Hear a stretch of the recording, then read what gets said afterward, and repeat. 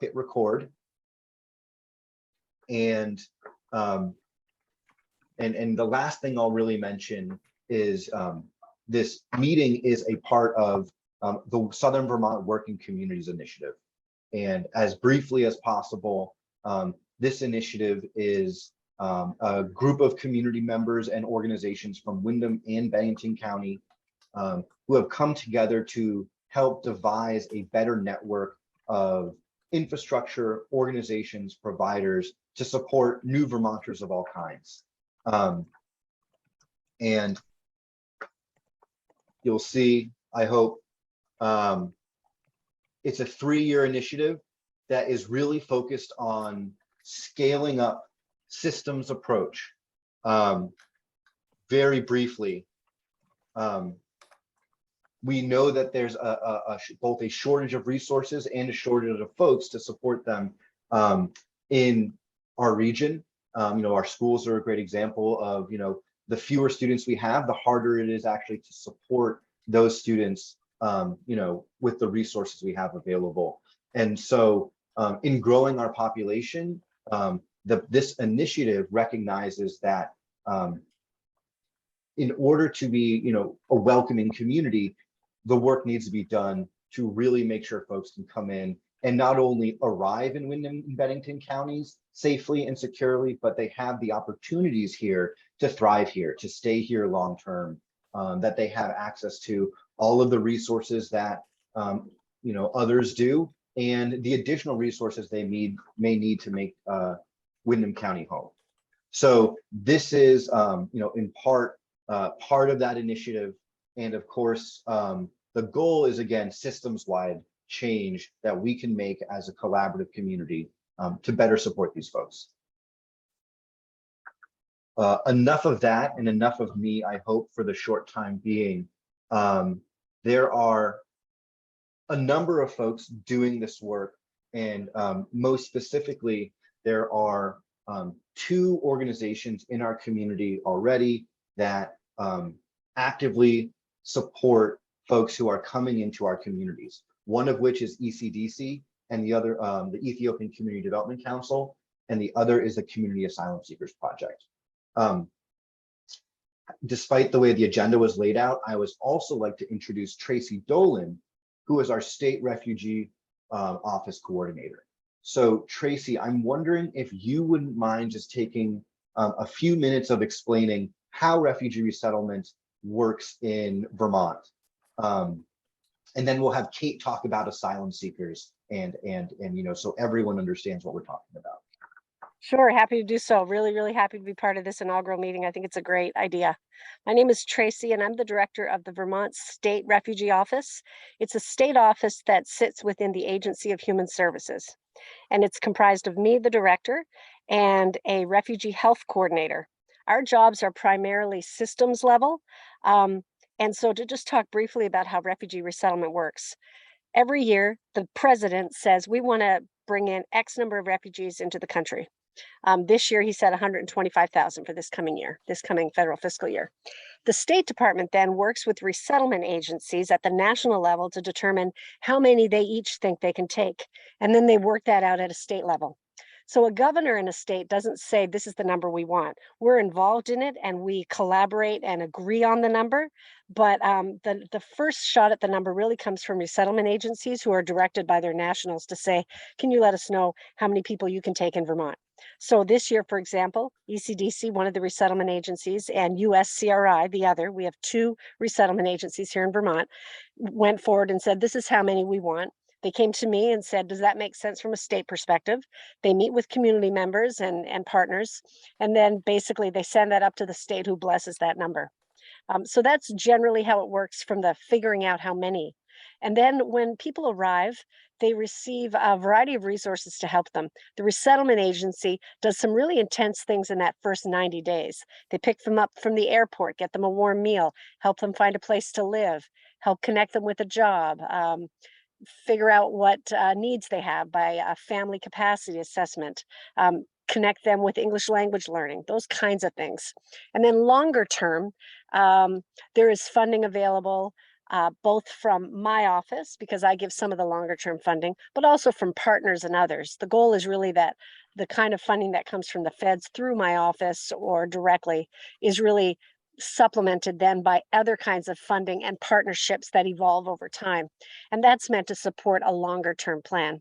So the Office of Refugee Resettlement is situated actually within CDC, Health and Human Services, my apologies, Health and Human Services. And that office basically says there are X number of populations that are eligible for our services, refugees being a big one, but also some other populations. And so we will provide funding so that you can eventually help those families get to self-sufficiency. So there's a variety of benefits through this act that are available to them, like Medicaid, like the reach up types of services, the food benefits, those kinds of services. And those services will last for as long as they would for any other lower income Vermonter.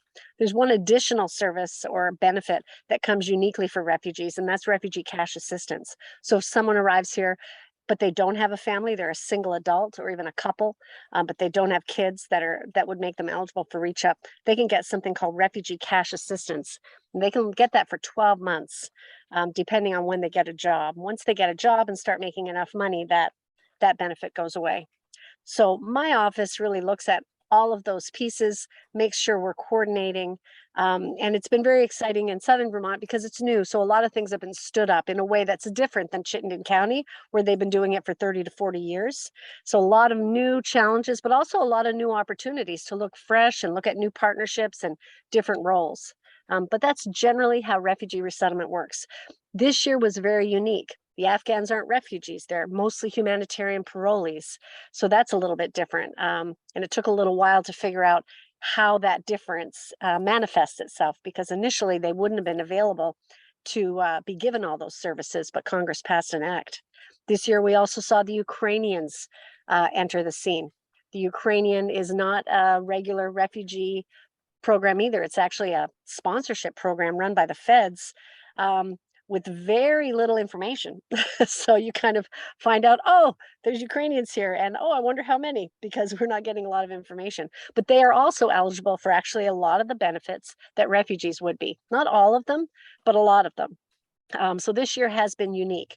We're hoping as we come into this next federal fiscal year 23, which starts October 1, we should hopefully see more refugees coming in, because it is problematic when people come in with a different status. They're not able to get an easier path to citizenship. So we'll see refugees coming in, certainly ECDC, and they'll mention to you, have applied to continue that work. So hopefully we'll see that this year. I don't think the president is going to reach his 125,000 based on what we're seeing overseas. Some of the challenges, some of the systems are still not quite running smoothly, but we'll likely see much more than we've seen in the past. A good year in Vermont was 350 to 400 refugees a year. That was before the Trump administration. We went all the way down to 47 refugees in a year, even 23 refugees in a year. We're hoping we can bring it back up, 350 to 400, maybe even up to 500 or 600 this year and next year. Okay. Does that work, Alex? Yeah, that was excellent. Thank you so much, Tracy. I think, and what Tracy did a good job explaining is that some of the resources and support available to folks is, for the first 90 days, some of that is available longer than that. And I think one thing we can all think of is, how do we make all of these transitions as seamless as possible? Because it seems simple in theory, but I'm sure those of you running all of these programs that Tracy just mentioned said, when do they start? When do they end? All of those same questions. That's what we're all here to answer. So I really appreciate you mentioning that. Tracy mentioned how refugees and parolees come into Vermont and that structure. We also have a growing asylum community here in Vermont. So I wanted to introduce Kate Karlberg-Baum from CASP, the Community Asylum Seekers Project, to talk about another group of new Vermonters that we have here in Windham and Bennington counties and hope to see more of. Thanks, Alex. And hi, everybody. Nice to see you. or meet folks that I haven't met yet. My name is Kate. I direct the Community Asylum Seekers Project here in Brattleboro. I'm joined by my colleague, Christy, who is our outreach coordinator. So just to echo a little bit of what Tracy said in terms of what the population is that we serve, asylum seekers are another category of people who migrate. Asylum seekers essentially are refugees who seek status from inside the country, as opposed to seeking it from outside the country, as most of the folks that the refugee resettlement agencies serve do. Seeking asylum is a legal right. And there are many different ways that asylum seekers enter the United States. Once they get here, once they arrive in Vermont, they meet groups like ours. Community Asylum Seekers Project was founded in 2016. Since then, we've served between 20 and 25 asylum seekers from all over the world, from Latin America, the Caribbean, Mexico, both East and West Africa. We offer case management. Dora Urgeni is our extremely qualified case manager who couldn't be here with us this morning. And in cooperation with Dora, our multilingual staff offers all kinds of wraparound services. So we connect people with legal aid, with housing, medical and mental health care, job training and placement, school enrollment, and just day-to-day orientation to Vermont. We do this in cooperation with two other bodies. One is our network of volunteers, whom Christy is responsible for resourcing and training and coordinating. And one is other local partners like all of you. BDCC in particular has been really great lately, helping us get people connected with job training needs and job placement. So we also do this work in collaboration with a statewide network of 6 asylum support organizations. We are one of them. There's another in Rutland, in Randolph, in Burlington, in Montpelier, and St. Johnsbury. And that network works together to sort of share services and best practices and make sure that the people who come to us get the housing and placement that they need. That statewide network recently got a big grant that's going to allow us to do more work, including putting on a policy symposium about the needs of asylum seekers in Vermont. So stay tuned for news on that. And then the other side project we're engaged in right now is building a pro bono resource center to increase the number of pro bono asylum lawyers in Vermont. That project has just gotten up and running in its incipient stages. We've received 2 grants on that front. And I will put the website for that in the chat in case folks are interested. Oops, I put an extra dot there. Sorry about that. caspt.org/VAP. It's the Vermont, yeah, the VAP. That's the website. So right now we're in the stages of putting together an advisory board and a mentorship panel for that organization. So ideally, within the next couple of years, when asylum seekers, including whether the refugee resettlement agencies end up resettling other folks who don't come with refugee status and need asylum lawyers, there will be more. And there will be folks who are supported and ready to take those cases. So that's something that, in collaboration with our partners, we very early on saw that we didn't have enough lawyers who could do this kind of work in the state. So working with a lot of different partners, we're trying to do a sort of, as Alex said, systems level approach to plugging that hole in the services that we have as a state. Thanks very much. Great. Thanks so much, Kate. I imagine in a future meeting, we could spend an entire meeting talking about, from the eligibility of services standpoint, how refugees and asylum seekers differ. And I'm sure we'd find plenty of things to discuss about how that should probably change in the future, but really looking at, when someone arrives, what is made available to them, and making sure the folks responsible for providing those resources are aware that yes, they are eligible, or perhaps right now they're not eligible, and how do we prepare them for when they become eligible for certain services. Yeah, and I forgot to say too, when Tracy talked about cash assistance, that people are also offered federal cash assistance when their asylum cases are processed affirmatively. So when they win asylum, they also get a year's worth of cash benefits, just like a refugee. But in the interim, the long legal process that, since Trump gutted the immigration system, can last several years. Folks are not eligible for cash assistance from, the refugee resettlement offices. And during that time is when organizations like CASP become really crucial. Great. And yeah, again, I'll say the goal, we're really intentional about calling this New Vermonters because, for the system to serve everyone we want it to, we really need to be aware of the distinction between people's backgrounds, but also agnostic to it when it comes to providing them a welcoming community to live in. Support and being welcoming shouldn't be conditional, and that should be our goal as a system. And so last but certainly not least, I want to introduce Joe Wea, who's the director of our local, the Ethiopian Community Development Council, the Refugee Resettlement Organization. Joe, if you wanted to say a few words about your org and what you've been up to. Thank you, everyone. And thank you, Alex and Sue, putting this together. I want to thank all of you, our community partners, who, since we opened our office, have been working has been working with us for from the time we started. Sorry. So going back to what Tracy said, the way refugees resettlement works, when the president make his declaration, refugees resettlement agencies internally also come back to its branch offices and ask what the capacity from that branch office or affiliate office is going to look like. So for us here, just to go back a little bit, last year we thought our focus would have been on refugees and not the APA program. When I say the APA program is the Afghan resettlement program, but then when Kabul fell, the projection at the time quickly changed from focusing on refugees from around the world to the Afghan program. So on that projection,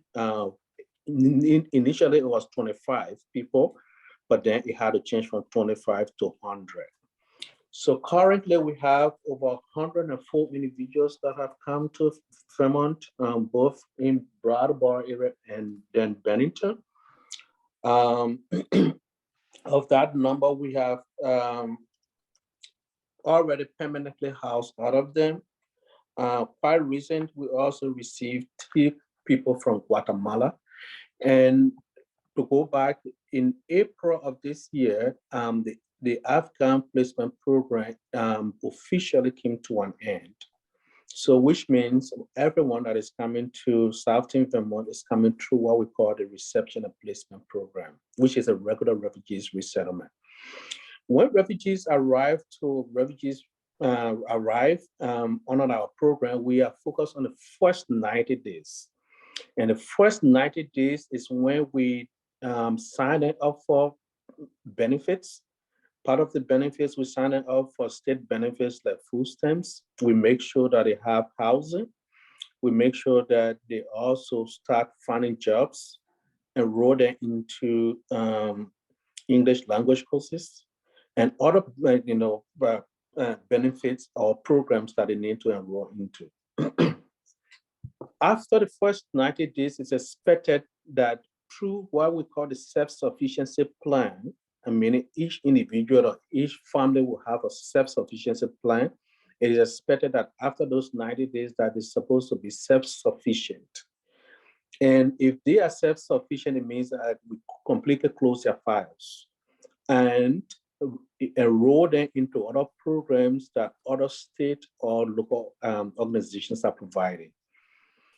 Most of our refugees who have come on the APA program right now have already passed the 90 days program. That means that some of their files have already been closed on the APA program, but rather doing the assessment so that they enroll into the long-term program that Tracy mentioned. And for us right now, some of the long-term program, we have something we call the Preferred Communities program.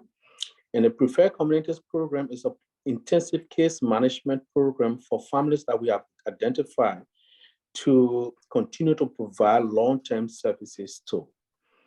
The state is also providing support to us on what we call RSS case management. Is also after the first 90 days, and this RSS case management focuses on people that are not in the PC program, which is the preferred communities program, but rather singles or people who would just need to do light touches with. So those that are just looking for, have questions of their benefit and want you to reach out to us, they don't know what to do, they are assigned to our case managers, but it's not as intensive as the preferred communities.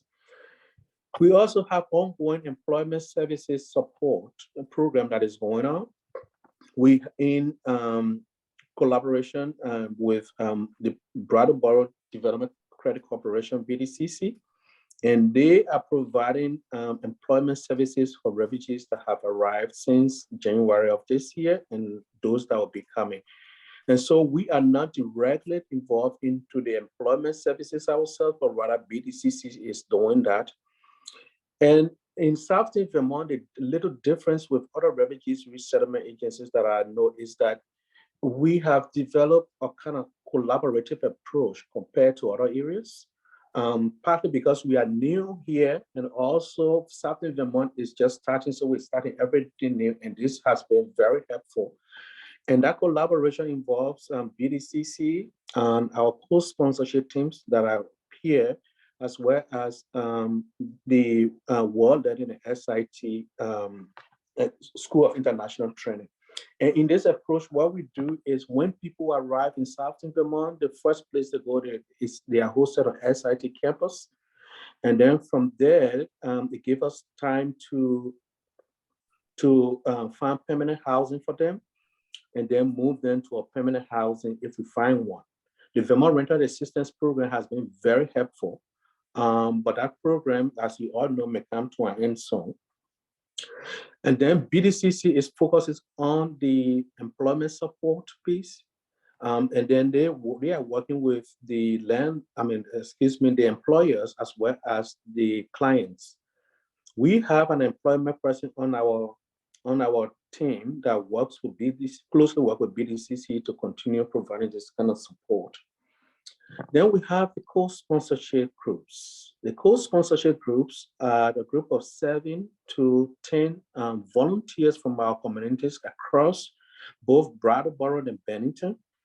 And they work with ECDC to provide ongoing services to group of refugees that we pair with them. And right now, we're only pairing with these co-sponsorship groups, families, and they provide wraparound services to this family for a period of 9 months. So when our 3 months program comes to an end, co-sponsorship groups continue working with these families for a period of 9 months with the hope that by the end of 9 months, this family will be self-sufficient. But we also do recognize that integration takes a long time. So 9 months or 3 months is not enough. So as Tracy mentioned in that, programs continue.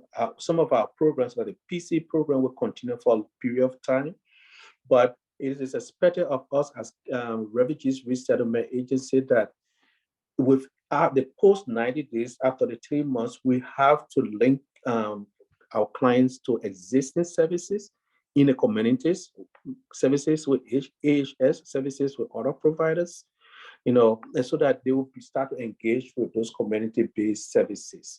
So that's how Refugees Resettlement is structured.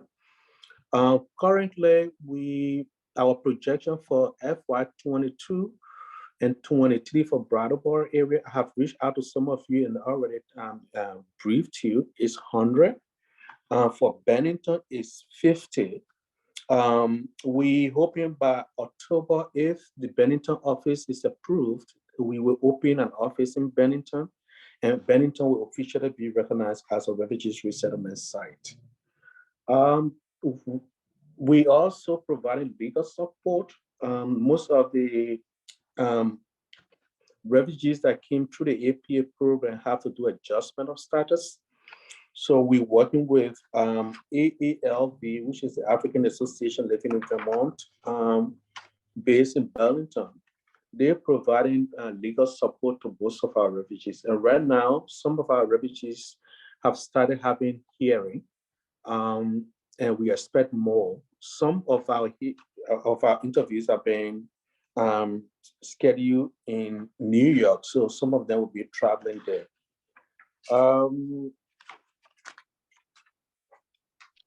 For cultural orientation, World Learning, we is leading our cultural orientation, and they have been providing that cultural orientation piece and the English language support to all refugees that come in our area.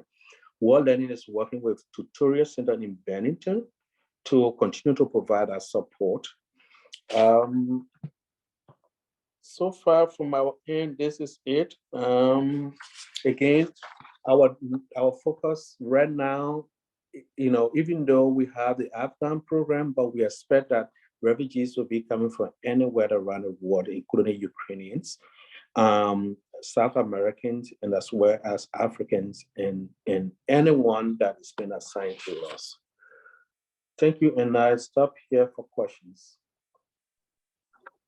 Yeah, if there's any questions quickly on the, again, refugee resettlement generally and how folks come into the area. I saw you can spend a few minutes, short minutes on that. But again, Joe really laid out how this is a long-term, a population who has varying time periods of need for intensive support upon arrival. And as with many of us, the more support someone needs, the different programs are enrolled in as they continue. And so those are how that works is exactly what this group is really designed to help make function smoothly and effectively and efficiently, as we move forward and welcome new folks. Any questions? Quick questions.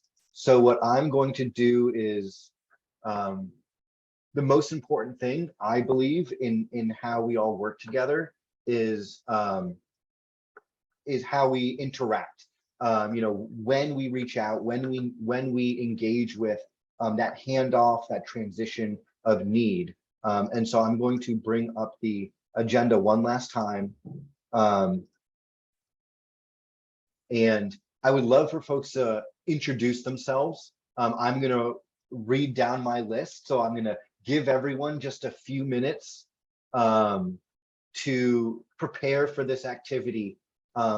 This is not a program overview. This is not a mission or vision statement of your organization. This is, when should I call you? Under what circumstance?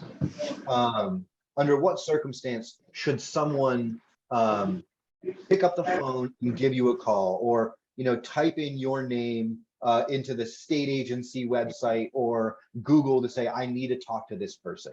I also just put this information in the chat. If someone could mute themselves, let's see. Yeah, and so again, I'm going to have, I'm intentionally stalling so you all have time to do this, but I think it's really important. So if you're able, I would love for you to turn off your microphones, or sorry, turn on your videos so that you can put a face to a name and we can all just share where we are and when to reach out. How does the network actually function when you're sitting at your desk and the problem comes up? Why should we call you? And so I'll start. I put it in the chat. My name's Alex. I work for the Brattleboro Development Credit Corporation. Our service area is Windham County primarily, but as a working communities person, I also cover Bennington County for that. And generally, you should call me about employment services and the Working Communities Challenge. Jen Stromston, next on the list. Hey, I'm Jen Stromson. I also work for the Brattleboro Development Credit Corporation. I'm the director of programs. You should call me when you're not sure who to call. honestly, because I think a lot of times my best thing is trying to help be a traffic director like that. So thank you. Great. Allie Perline. Hi, everyone. Great to be here. I'm Allie Perline, State Refugee Health Coordinator. I work with Tracy Dolan in the State Refugee Office. So my service area would be statewide. I'd say give me a call for any kind of broader systems level, statewide level related needs around healthcare coordination or access, resources, capacity related to providing healthcare that is culturally and linguistically appropriate for our newcomers. So thanks so much. Perfect. Thank you. Jeff Lewis. Hi, my name is Jeff Lewis. I'm with the St. Michael's Refugee Ministry. So we're actually one of the groups that making calls. We have 4 families that we have co-sponsorship groups for and relationships with a number of the other refugees. So we're calling from their point of view. Great, thank you. Chloe Updegraff, and I apologize to anyone if I don't say your name correctly. Good morning, I'm Chloe Updegraff. I'm the Public Health Services District Director for the Vermont Department of Health Brattleboro office location. And I would say call me when there are any gaps in coverage, when folks need TB tests, when folks need a vaccination. We are more than happy to help fill gaps with regard to the health of our new arrivals. Thank you. Thank you. Christy Caratero, when should people call you? Hi, everyone. I'm Christy. I work at CASP as the outreach coordinator.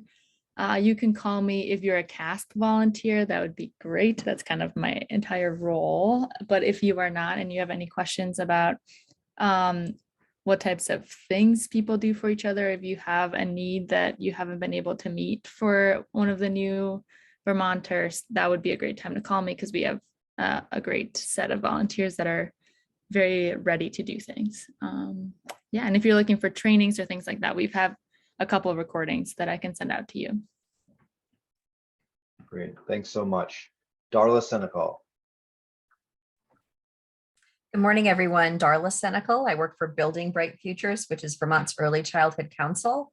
I cover Addison, Rutland, and Bennington County for that organization. And you could call me anytime you have needs with young children and families, anywhere prenatal to age 8. We offer connections to early childhood education to health providers. We're also a neutral convener. If there's a gap or an issue happening for families that needs to be elevated to the state level, we can be a connection for you there as well. Great.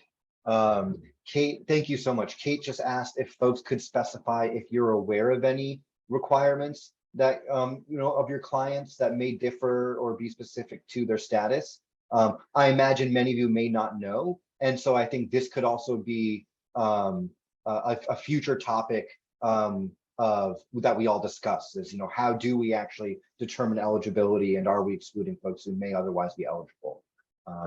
So if you have this information and you can share it quickly, please do so. But I'm going to add it to our potential list of meeting topics also for you to select. So thank you, Kate. And thank you, Dara. Deb Coombs. Hi, everyone. I work for the WSESU and work with our multilingual and culturally linguistically diverse student population. So if you have families who arrive and need help with registration or supplies or anything like that, as far as elementary age or secondary age students who are coming into the district. And we obviously don't require any sort of ID. We're not permitted to ask that information. So. Great, thank you so much, Deb. Eduardo.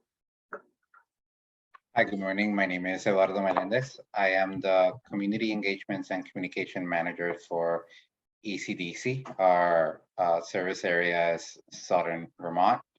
Right now, Windham County, soon probably moving up to Bennington as well. You all come to me for all the information that you need disseminated, whether within ECDC or our partners. My job is to reach out, communicate to you our programs, what we're doing, the status of our refugees, and for you to come to me for any requests for information that you might have on ECDC's end. So on that note, Mark. Great. Thank you. Gina Pattison. Just sharing who we are and when to call. Yep, good morning. I'm Gina Pattison. I am actually community relations at Brattleboro Memorial Hospital, but working very closely with our clinicians and state partners, including Allie and Chloe. I see Megan on here with getting healthcare established. So I would say call me anytime you have specific questions to patients and their appointments or any concerns that you have with healthcare here specific to BMH. Great, thank you. Grace Winslow. As you heard, Grace Winslow. I'm with Bennington County Open Arms. We're currently a co-sponsorship group for 7 families in Bennington. An 8th is soon to join us. Our service is we are pretty much doing everything with some support, and I will call all of you gladly at any point in time. Okay. Great, thank you. Jessica Rose. Hi, I'm Jessica Rose. I work for ECDC primarily as a case manager for the 90-day programming. So any questions about the first 90 days of our refugee resettlement, you can come to me with any of those types of questions. Great, thank you. Caitlin Ford. I saw you put it in the chat. If you want to share it out loud also, you're That's more than fine. welcome. I wasn't sure if you also wanted us to post it.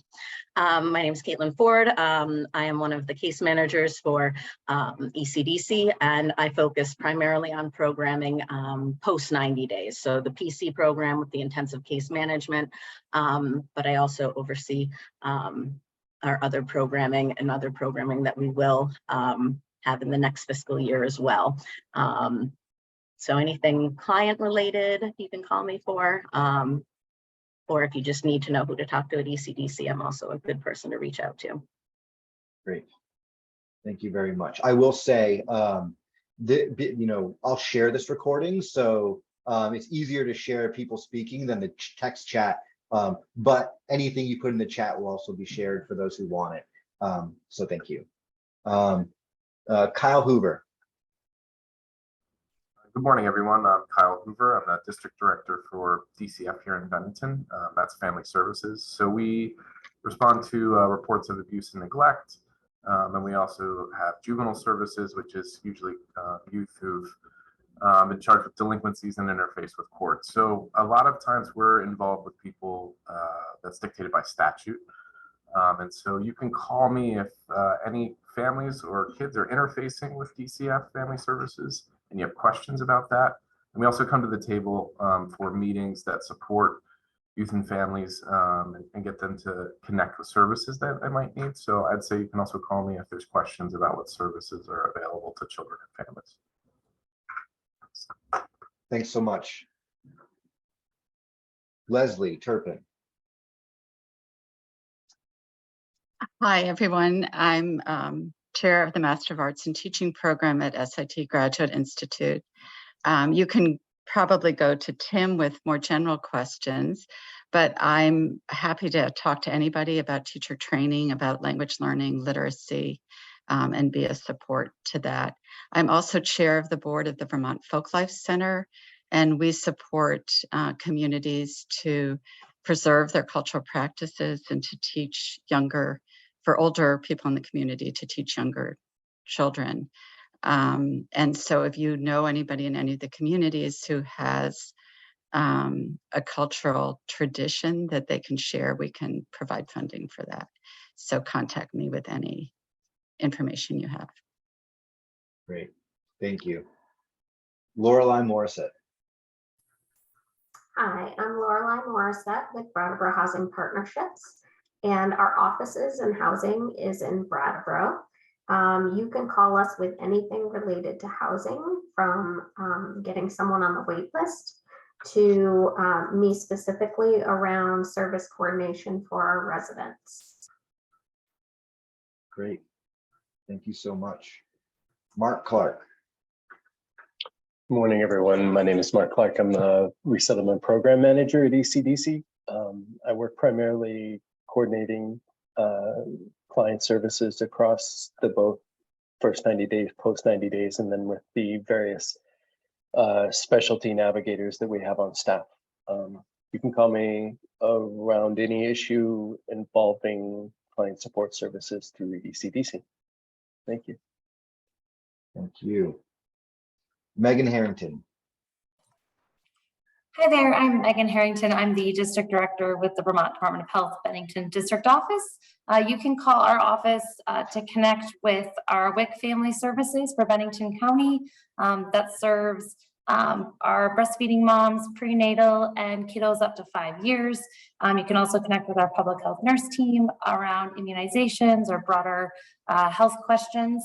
I'm also a great resource. I'm a great switchboard operator for Bennington County and happy to connect folks around, who's the who to talk to about broader healthcare or community resources. And I'm also happy to serve as a convener of conversations around healthcare or around broader social needs in the county. Thanks. Thank you so much. A little foreshadowing, I think our next meeting two topics I'd like to focus on is going to be maternal health care and the VRAP expiring. Those are two issues that are time sensitive for different reasons, but are important. So thanks to the last two of you for chiming in, and we'll be focusing on those topics shortly. So you'll hear from me. Thank you. Melanie Letourneau. Good morning, everyone. Here I am. Good morning, everyone. Melanie Letourneau from the Department of Labor in Bennington, and I can help with job referrals, obviously, and connecting employers with our new Americans. Also, I am a good resource for English as a second language, as well as training as needed. If they need an internship, an externship, or classroom training, I can help support any of those things. And I am Grace. I've already seen Grace on the line. She's, as we know, we would coordinate well together. Great, thank you. Natalie Basil. Hi, everyone. I'm Natalie. I am the director at GBICS, which is Greater Bennington Community Services. We have 3 core programs: the Bennington Free Clinic, a kitchen cupboard food security program, and an emergency needs fund. We serve mostly Bennington County, but we're willing to work with anyone who wants to work with us. And you would call me. We are becoming a place that individuals and adults can get their DHA, their health assessments done. If you have someone who's struggling getting into primary care, we can see someone until they are able to establish. We also, if folks are struggling with food programs, we can help sign people up and or use our cupboard. And finally, with the Emergency Needs Fund, urgent one-time, mostly related to health needs, but we think of health very broadly. So you could call us and we could perhaps add some financial assistance. Great, thank you so much. Pat Burke. Hi, my name is Pat Burke. I'm the Family Services Director at Southeastern Vermont Community Action. We serve Windham and Windsor counties. We're the local anti-poverty agency. We do a lot of crisis intervention. We work with fuel assistance and housing. I would say Joea knows when to call me and when not to call me since he worked for us. Yeah, we can help with folks who are facing crises in those areas or just a resource and referral. We also are helping folks with VRAP. So, yeah. Great. Thank you. Randy. Hi, everybody. I'm Randy Shoemaker from Southeast Vermont Transit, also known as the Mover. And please call me for transportation needs or questions. We are the Medicaid broker for Southern Windsor and all of Windham County, but we also do fixed route, volunteer, van rides, etc. Yes, Randy, and transportation will be a future topic certainly that I think will, I know I'm excited for, but there's a lot of resources that I think are underutilized around transportation that we could all learn about. So I'm excited for that in the future. Thanks, Randy. Sadie Fisher.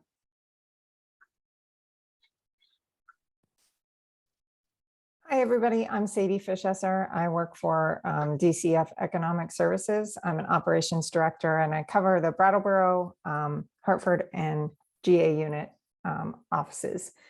So you would call Economic Services if you have questions about any of our benefits programs. That includes 3 Squares Vermont, otherwise colloquially known as food stamps, fuel assistance, reach up or TANF benefits, as well as emergency housing. All of that is accessible through our 1-800 number. I think that's it. Thank you. Stephen Jernkopf. You did really well with my name. Steve Jernkopf, Area Manager for HCRS. We're a designated community mental health agency. We cover Bennington. We're covering, Windham, Windsor counties, and also Bennington for this project.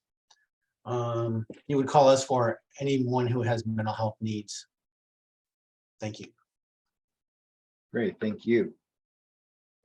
Sue Graff.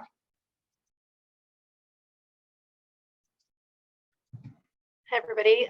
Sue Graff. I'm with the Agency of Human Services. I'm what's called a Field Services Director, and I serve the Brattleboro and Springfield districts, which is all of Windham County and Southern Windsor. And my colleague, Adam Sansick, I don't think is here today, but he covers the Bennington and Rutland districts. And really, you call us if you need clarity on the agency and what it does. We are in the field, as the name implies, so we can help you understand what the 6 departments and many divisions of the Agency of Human Services does, what we can provide, how to connect to those benefits and services and programs. And a lot of our work is done by community partners that are on this call. So HCRS, for instance, being the designated mental health agency. So helping you understand how we work together and how to navigate to those resources, who to call when. So yeah, we're sort of master switchboard operators and traffic controllers and all that stuff. So feel free to reach out if you have a question about how to access our departments, our agency, and or our community partners. Great, thanks so much. Thomas Huddleston. Hi, everyone. So I'm Thomas Huddleston from ECDC. My role is to help organize and support our co-sponsorship groups and support teams. This is really a big innovation in the US that few agencies are picking up and are really essential for integration in small towns in a rural area. We've got 13 co-sponsorship groups and 11 support teams.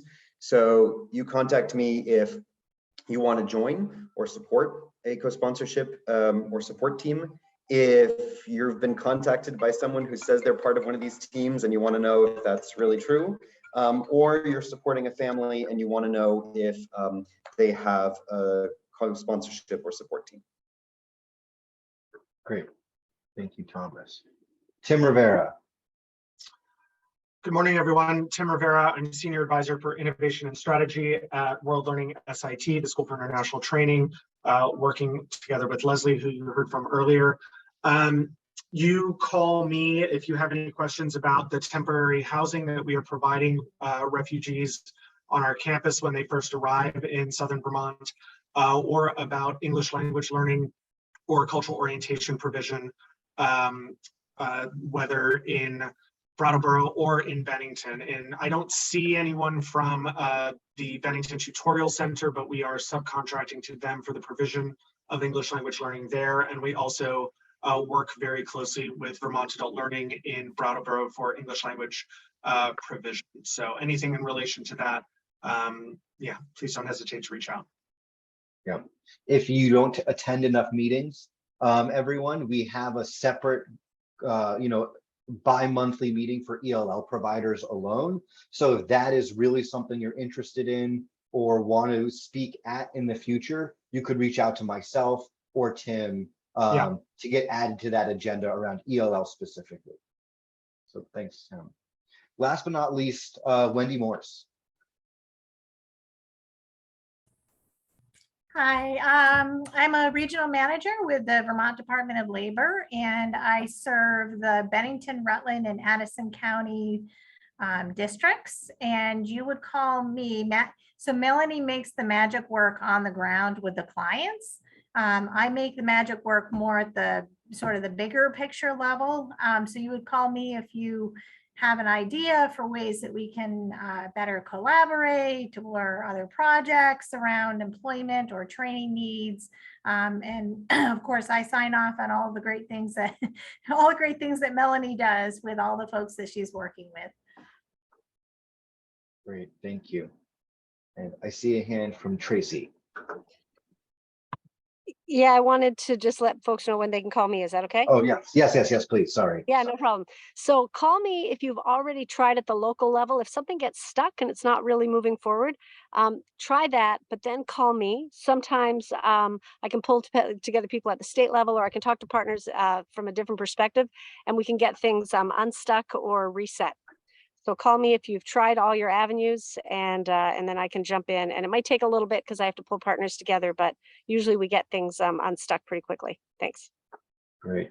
Thank you so much. Yes, the whole point of this is that we're working both from the ground up and the top down, because so much of the work that you all do as state agencies is dictated by policy. The best thing about Vermont is the top and the bottom aren't very far from each other. And so the goal for this is, as we're doing this work together, what we learn, we send all the way up. And if there's changes that need to happen, flexibility that we need to find, we're doing it together and we're kind of all on the same page. Miraculously, we're doing great on time. I don't have much more for folks except two things. I'm going to give a poll that I'd love everyone just fill out really quickly, a checkbox, what you'd be interested in hearing more about, and also a topic you might be willing to present on, or if you're willing to present on one of the topics. The goal now, so now that, again, as Joe mentioned, the APA program has stopped, now we can anticipate a slower pace of resettlement over the course of the next year. And so part of this group is to take a deep breath and learn what we learned from doing a whole lot over a short period of time, and then apply that to the next group of folks as they come in, because it won't be 30 a week. It'll be 30 every month or two, if that. And so just this is an opportunity that we have to do all that. So the two things I would love for you to do is, when I launch the poll, is to do the poll, please. And then also to provide your email. If you could just in the chat put your email and the phone number, that, again, when someone needs to reach you at work, what's the best way for them to reach you? And if you could put that all in one line, that'd be great. And we'll put together a resource directory of everyone. Any questions, concerns about this group, the general thing, anything that you would adamantly say we need to put on the next agenda? Feel free to raise your hand and let me know. Great, I will.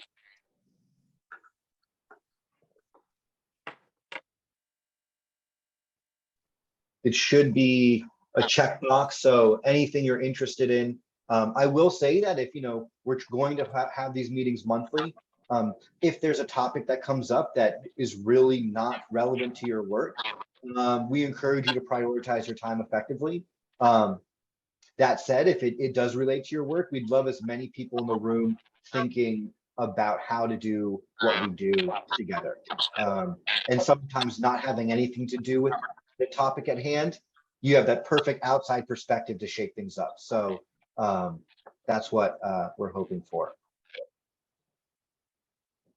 Any questions? We have 13 out of 28. We can get all the way, folks. If you've taken the poll and you don't have any questions and you put in your information, have a great day. I'll reach back out with the recording of this video and this directory that we'll soon create for everyone who attended and was invited. So thanks again. Be in touch. To all of these people, don't be afraid to call them. They've invited you to call them. So I look forward to working with you all more soon. So thanks Alex, so much. I was one. Ooh, Alex, go ahead. I had more of a question to ask if there are questions around the Ukrainian thing is pretty new and we're trying to get some consistent information out. If anyone had any questions on what the Ukrainian program is like right now, I'd be glad to answer anything there for a couple of minutes, if that's okay, Alex. And if you'd rather not, that's fine. It's just a little confusing to people. So any chance I get to clarify it is helpful. Yeah, I don't know. I'm happy to open that up to the group. I don't know if we've seen coordinated efforts around that, but Joe, feel free to chime in, or whomever. Yeah, I've been talking to Joe. It was really more, I think, for the rest, but happy to hear from Joe as well. Go ahead. Yes. Oh, no, for us, right now we have Mark Clark that is leading the effort, and part of our responsibility. Can you guys hear me? Yep, yep. Okay, so part of our responsibility is to do outreach to those coming to our area. So Mark is the point person. If anyone in our area, both Bennington and Brattleboro area, they have a question about a Ukraine program, please feel free to reach out to Mark. And I think Mark already shared his contact in the contact list. Tracy? Great, thank you. Yeah, thanks. Just wanted to, just because it's a little bit different, because Yep. they're coming through private sponsorship, refugee resettlement agencies aren't given like a case slot or anything like that.